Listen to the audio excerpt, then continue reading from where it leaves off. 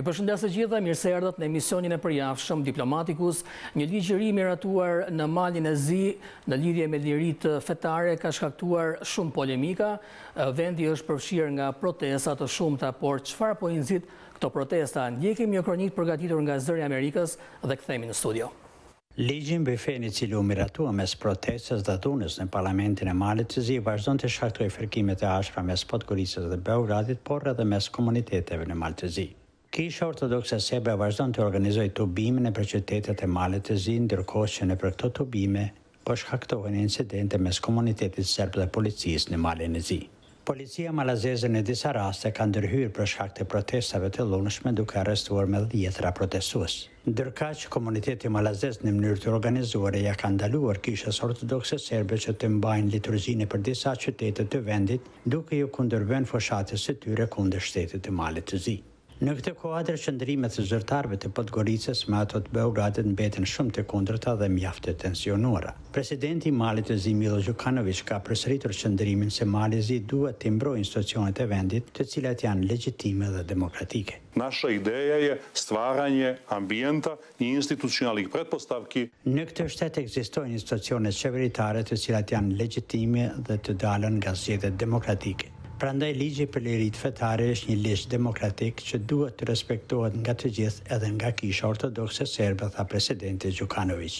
Đukanović buri në duke se disa bashkësi fetare më së shumti merren me çështje politike se sa me ato fetare, prandaj Malit të Zi I duhet ligji I cili do të rregullonte këtë lëmi. Kisha Ortodokse Serbe, mbështetësit e saj dhe opozita pro-serbe në Mal të Zi druajnë se ligji I ri do t'i mundsojë qeverisë malazeze të konfiskojë pronin e kishës. Në këtë kuadër, zyrtarët e Beogradit disa herë kanë kërkuar reciprocitet në mbrojtjen të drejtave të popullit serb në Mal të Zi. Ministri I jashtëm serb Ivica Dačić disa herë ka theksuar se marrëdhëniet midis Beogradit dhe Podgoricës janë shumë të këqija për shkak të miratimit të ligjit për lirinë fetare, duke shtuar se kushdo që e pranon këtë ligj e tradhton popullin serb. Ligji për lirinë fetare parasheh hartimin e një regjistri të gjitha objekteve fetare dhe zonave që dikur ishin pronë e kishës së pavarur malazeze. Kisha Ortodokse Serbe, e cila dominon për kohë të gjatë jetën fetare në Mal të Zi, pretendon se ligji do t'i marrë asaj pronin duke përfshirë manastiret dhe kishat. Prandaj, kjo kishë së bashku me partitë pro-serbe parlamentare dhe jo parlamentare në Mal të Zi po protestojnë vazhdimisht për kthim prapa të ligjit të miratuar. Pas miratimit të këtij ligji në Mal të Zi nuk vlen më ligji deri tashëm propozitën juridike të bashkësive fetare nga viti 1977. Sipas këtij ligji është rregulluar që të gjitha objektet fetare të cilat paraqesin trashëgimin kulturore e të cilët ishin pasuri shtetërore e Malit të Zi para humbjes së shtetësisë më 1918 do të njihen si pasuri shtetërore. Për Zërin e Amerikës nga Ulqini, Ali Saleh. Për të analizuar të gjithë të situatë, kam të ftuar zotin Ilir Capuni, është kryetar I kuvendit të komunës së Ulqinit. Ilir, përshëndetje, mirë se erdhët. Mirë se u gjeta.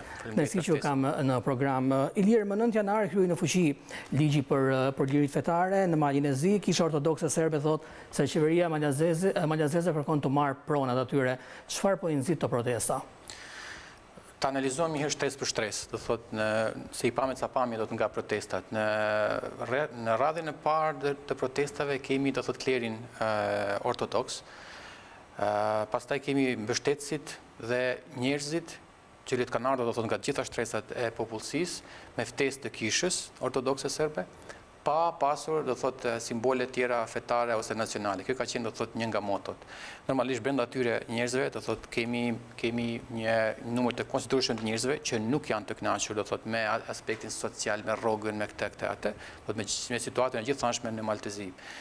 Duke ditur që jemi edhe në një vit zgjedhor, do thot pra këtë vit mbahen zgjedhjet parlamentare. Këtë vit do thot deri në nëntor të vitit, do thot këtë viti ne duhet të kemi zgjedhjet parlamentare dhe bile kjo edhe na ndërpreu, do thot ky ligj në një farë na ndërpreu edhe reformën zgjedhore e cila është dashur do thot që të kalohet në parlament në fund të vitit të kaluar. Pra do thot po e nxit do thot një tension të tillë po nxitet nga vetë ligji, do thot edhe nga vetë kisha, ama do thot edhe kemi ardhur deri te një sinergji do thot me pakënaqësitë të cilët ndodhin në shoqëri dhe ekzistojnë në shoqërinë e Malit të Zi. Ilir, çfarë parashikon ligji I ri për liritë fetare? Atëherë ligji Një farforme është një ligj liberal, do thotë i cili përcakton do thotë se si mund themelohet një organizatë kishtare ose fetare me tre besimtarë të tjerë që mund të mos jenë do thotë shtetas të Malizi, do thotë rregullon marrëdhënien do thotë asaj se ku mund të kalojë shteti do thotë për të ndihmuar kishën apo jo, do thotë e ndan faktikisht një herë e mirë jetën fetare ose besimin do thotë nga financimi shtetëror, por aty pastaj ekziston edhe dy nene faktikisht të cilët rregullojnë disa çështje pronësore që kanë të bëjnë do thotë me të kaluarën. Dhe këta dy nene parashohin do thotë që ato që kanë shkaktuar gjithë problematikat, po. Këto dy nene parashohin këtë, do thotë që secili objekt ose pronë kishtare, e cila është ndërtuar do thotë me fondet e shtetit malazez deri me datën 10 dhjetor të vitit 1918, pra para se ka qenë kjo deklarata e Kurfuzit për themelimin e mbretërisë serbe, kroate dhe slovene, do thotë që t'i kaloj në automatizëm, do thotë t'i kaloj do thotë shtetit si pronë shtetërore, nëse do thotë këta nuk mund ta provojnë ose mund ta dëshmojnë do që është pronë e kishës ose edhe këta që faktikisht e kanë ndërtuar vetë. Dhe kjo do thotë një farforme i prek të gjitha organizatat kishtare, edhe kishën katolike, edhe komunitetin musliman të Malizi, por edhe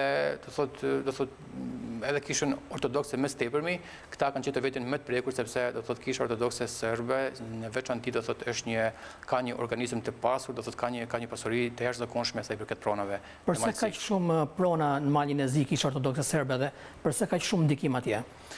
Ndikimi i saj është daton do thotë sidomos se thotë pas dy luftave botërore, do thotë aty në atë kohë do thotë kur ka humbur Malizi pavarësinë dhe kur është faktikisht është bashkuar edhe kisha ortodokse malazeze është bashkangjitur patriarkanës së Beogadit. Pra janë disa procese, nëse mund t'i quaj ashtu, do thotë fetare, si bazë të kanoneve apo jo, do thotë që Selia, do thotë ose kjo mitropolia jonë, do thotë Malizi, do thotë është bashkangjitur kishës ortodokse serbe. Dhe kisha ortodokse serbe është gjithmonë ka qenë do thotë shumë e fuqishme, një organizatë, nëse mund të quajë parashtetërore, e cilës ka qenë ndonjëherë rregulluar një herë për herë nga shteti, dhe e shtron ndikimin e vet do thotë në tërë territorin e ish Jugosllavisë, në veçanti do thotë në Maltëzi, në Bosnjë, në Kroaci, në Serbi po, në Kosovë, por edhe në Maqedoni. Do thotë kjo është një organizatë shumë e fuqishme, e cila do thotë bën presione të vazhdueshme do thotë në jetën politike edhe shoqërore do thotë të këtij rajoni. Ilir, ka informacione se pas kësaj situate të krijuar në Malin e Zi qëndron Rusia, kemi parasysh se Malizi është edhe në prag të mbylljes të gjithë kapitujve për antarësim në BE. Informata ka të tilla, sa janë kredibile nuk mund ta them. Do thotë duhet t'ju bëj vetëm një informat shtojc, do thotë faktikisht qeveria për momentin e ka edhe arrën, po ka edhe gurin në dorë. Do thotë ky dialogu të cilin sot edhe bile e ka paralajmëruar kryeministri malazez Dushko Marković, do thotë edhe mund ta ulte tensionin i cili është krijuar për këtë arsye. Pra po punohet për ta ulur tensionin. Po punohet sepse ditën e djeshme do thotë policia ka thënë që nuk do dalë më në rrugë për të mbajtur rendin publik, do thotë që e fut në një stadium të re, do thotë mënyrën e protestimit në për rrugët e Malizi, fut pasigurinë do thotë në skenë dhe në lojë. Mirë po, çështja është që në nëntor të vitit të kaluar, do thotë partia në pushtet ka miratuar dhe ka ridraftuar statutin dhe programin e vet politik dhe aty ka futur themelimin ose rimëkëmbjen e kishës ortodokse malazeze. Dhe do thotë si një pjesë e shtetit Malizi të ri që është themeluar në vitin 2006, është rimëkëmbur në vitin 2006 me referendum. Pra, do thotë kjo tani do thotë normalisht ka hasur do thotë në ky ligj. Do thotë është këto dy nene, nëse mund ta quaj se jo ligji, nuk është çështje ligjit, po është çështje dy neneve, do thotë ka hasur në rezistencë dhe është e lehtë do thotë nëse nuk kemi një kapric politik do thotë nga ana e qeverisë në këtë moment ose partisë në pushtet, mund të fillojë dialogu brenda parlamentit dhe të ndrohen këto ligje, ndrohen këto dy nene, por tani është çështje politike puro. Por gjithmonë do thotë mos harroni që shteti Malizi është shtet i fortë, shtet do thotë i cili siç e thatë edhe vet i ka ecur përpara me negociatat, i ka disa organizma të të formuara dhe si tillë jam fare i bindur që e kontrollon situatën mirë. Ilir, ka shkaktuar përçarje mes shoqërisë Malit Zi kjo situatë, të ligje? Po patjetër, po shikoni do të dini pak edhe nga një aspekt historik. Mali Zi do thotë sikom Malazetu, sikom gjithmonë kanë pas një lloj përçarje identitetit ose gjithmonë kanë qenë në kërkim të identitetit të vet.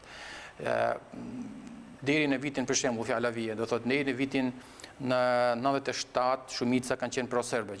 Përfshi këtu edhe qeveria edhe presidenti, do thotë presidenti aktual deri në 97 kur filloi të ndodhet një lloj diferencimi ose distancimi nga politika e Miloševićit.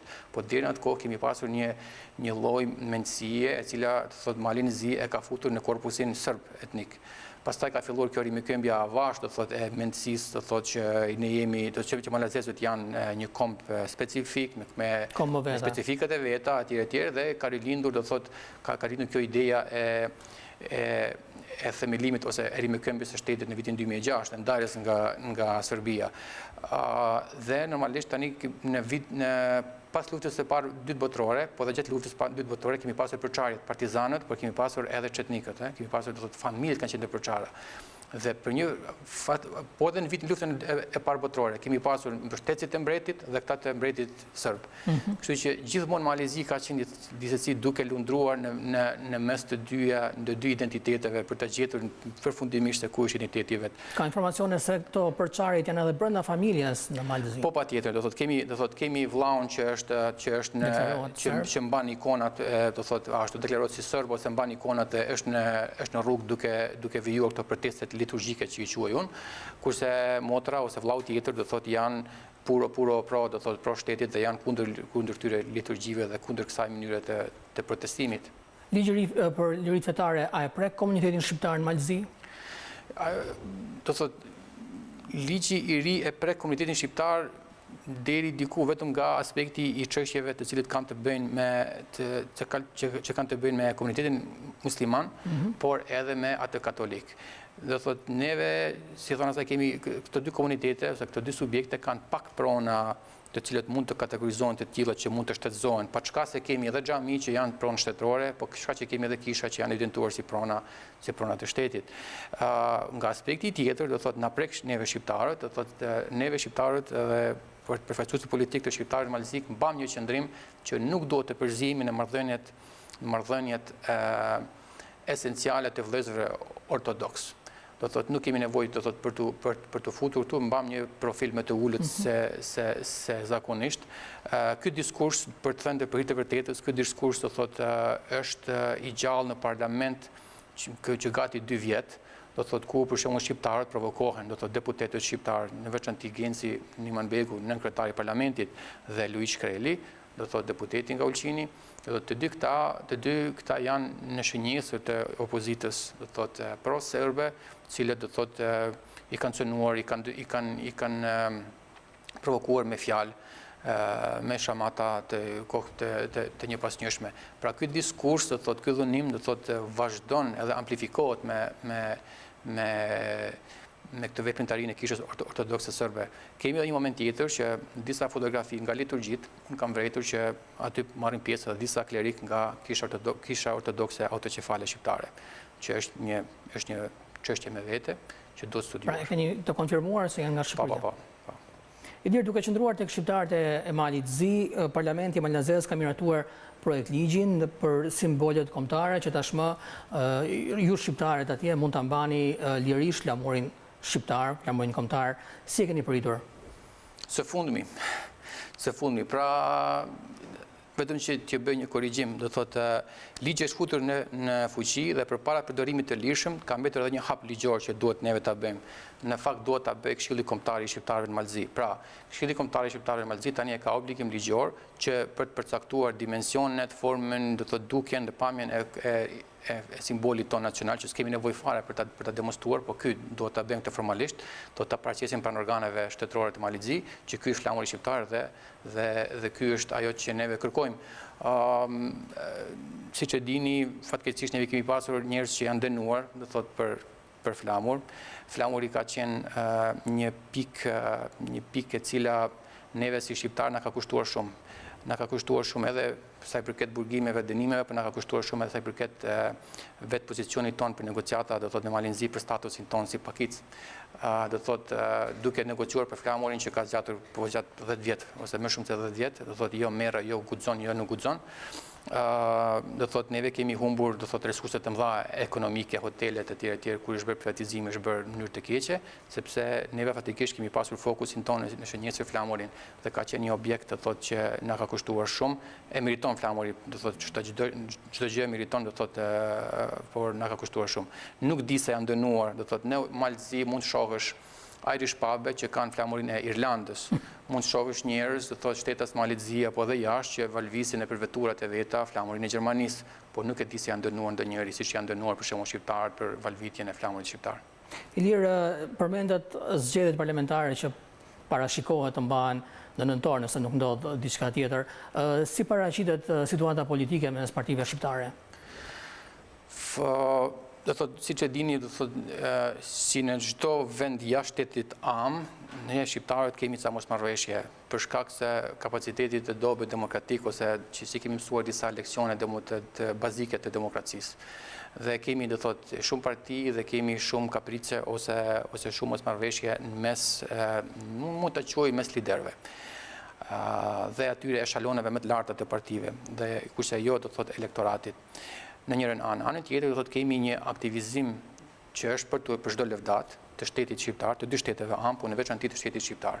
Fillimisht vitin e kaluar, shteti shqiptar ka bërë një akt që s'e ka bërë ndonjëherë, do thotë në sa diun e historinë, do thotë se ka bërë asnjëherë, por ka dhënë do thotë një shumë për 20.000 eurosh, një shumë simbolike kjo, i ka dhënë Këshillit Kombëtar Shqiptarëve të Malit të Zi. Këshilli Kombëtar Shqiptar në Malzi është një organizatë kulmore e themeluar me ligjin në bazë të ligjit për pakica, që fatikisht është një trup reprezentativ i shqiptarëve dhe shteti shqiptar i ka dhënë, i ka shtuar buxhetin e saj që ka një buxhet 200.000 eurosh, por kjo i ka shtuar edhe 20.000 euro. Kjo shumë ka qenë shumë simbolike, po shumë e vogël në çdo aspekt, por ka qenë shumë simbolike, shumë domethënëse dhe i ka hapur një farforme portat dhe i ka hapur do thotë një mendësi tjetër ose një veprimtari tjetër të Ministrisë së Jashtme në veçantë, e cila po bën hapat mbasi i keni përcjellur jo për të bërë pajtimin, do thotë, po për të vizuar ose për të futur në një lavër, do thotë të gjithë të spektrin politik shqiptar brenda një liste. Eksperimenti, nëse mund ta quash ashtu ose me Tuzin. Edhe po, një ndodhi me Tuzin, do thotë që shqiptarët që politikisht partit shqiptare bën një blok të big, Tuzi ishte ai shembulli më i mirë, kurse pastaj edhe shqiptarët e Preshevës do thotë tani janë që thon asaj janë bërë në një blok, tani presim që edhe shqiptarët tanë do thotë edhe neve të bëhemi në një blok, të dalim me një listë, ashtu që ta ngrisim, do thotë ta realizojmë pa ndrymimin e ligjit zgjedhor, ta realizojmë atë kërkesën tonë politike për përfaqësi politike me të denjë në Parlamentin e Malit. Ilir, ndalemi pak në Ulqin aty ku ju jeni edhe kryetari i Kuvendit Komunës së këtij qyteti, çfarë ndodh me investimet atje? Të them të drejtën, do thotë në Ulqin kanë stagnuar shumë çka sa i përket investimeve. Këto investime kozmetike që mund t'i shohim tani ose disa investime të mëdha infrastrukturore që ende nuk kanë filluar por s'arriten, do thotë janë draftuar, janë projektuar dhe kontraktuar vite me radhë kur komunën e udhëhiqin kryetarë shqiptar. Kurse tani, siç e dini, e udhëheq thotë komunën kryetari i cili është ka partitë malazeze, nga partia në pushtet. Dhe për shkrim të vërtetës tani ka aty një komponent shumë të madhe ose ka gjëra që ne edhe nuk i dim, por mund të jetë edhe nga padituria, mund të jetë edhe nga mos pasja vullnetit, por edhe nga momenti politik që është i tillë, do thotë investime në infrastrukturë kemi shumë pak, edhe investime rrjedhimisht, investime të mëdha nga jashtë në ekonominë e qytetit kemi pak.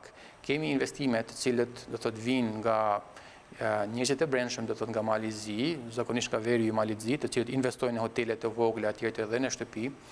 Dhe një farforme na prishin edhe. Kur thoni që investojnë jashtë Ulqinit, janë malazezë ata që investojnë në Ulqin apo? Janë bosnjak, janë malazez, po do thotë nuk janë shqiptar dhe ata do thotë realizojnë një ëndër që unë e quaj një ëndër amerikane brenda Ulqinit, kurse rinia jon vazhdon të largohet.